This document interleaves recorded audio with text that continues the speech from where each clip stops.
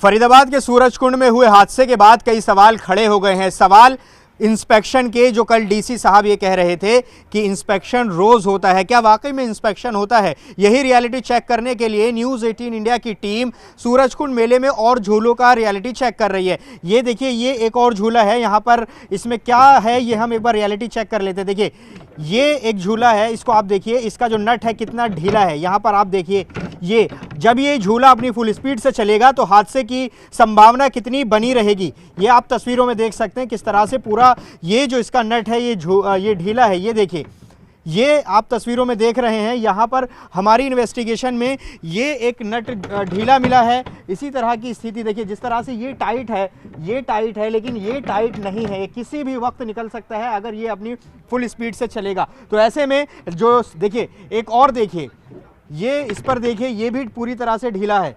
ये जो नट है ये भी ढीला है। ये तमाम नट ढीले हैं, लेकिन ये जो पड़ताल है ये सवाल खड़े कर रही है कि आखिर जो इंस्पेक्शन की बात की जा रही है कि हर रोज़ इंस्पेक्शन होता है, क्या ये उसकी हकीकत है? ये आप देखिए किस तरह से कैमरे पर आपको दिखाई दे रहा है कि ये किस तरह से ढीला है। ये अभी भी यहाँ पर आप देखेंगे, ये देखिए कई ऐसे जो सीट के, ये सीट सेफ्टी के लिए है, ये तमाम जो नट हैं ये ढीले हैं। देखिए, एक और हमें यहाँ पर ये नज़र आ रहा है। तो ऐसे में ये पड़ताल बहुत ज़रूरी है कि आखिर किस तरह की स्थिति यहाँ पर है।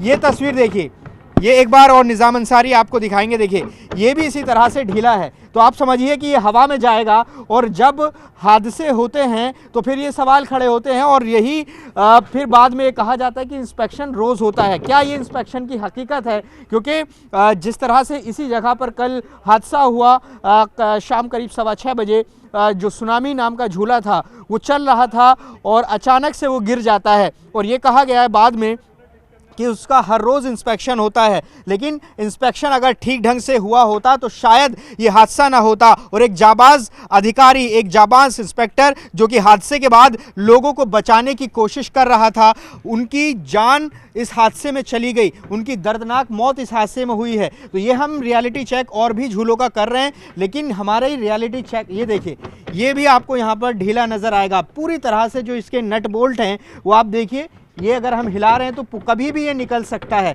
क्योंकि ये अपनी स्पीड से ये चलते हैं। और ये तस्वीर आप देख रहे हैं फरीदाबाद में सूरजकुंड झूलों के हाल।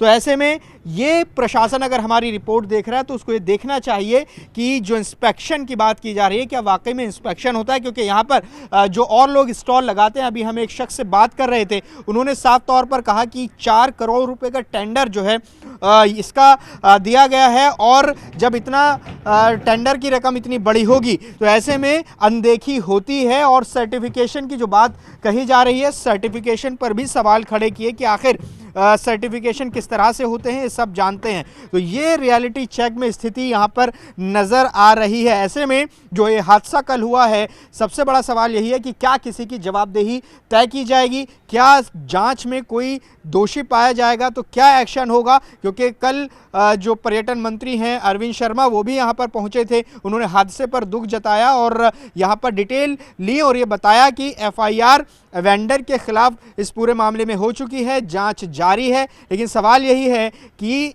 क्या वाकई में इंस्पेक्शन यहाँ पर ठीक ढंग से हुआ था या नहीं हुआ था, क्योंकि हादसा इसकी गवाही देता है कि इंस्पेक्शन ठीक तरीके से नहीं हुआ, ऐसा लग रहा है। कैमरा पर्सन निज़ाम के साथ जावेद मंसूरी, न्यूज़ 18 इंडिया, फरीदाबाद।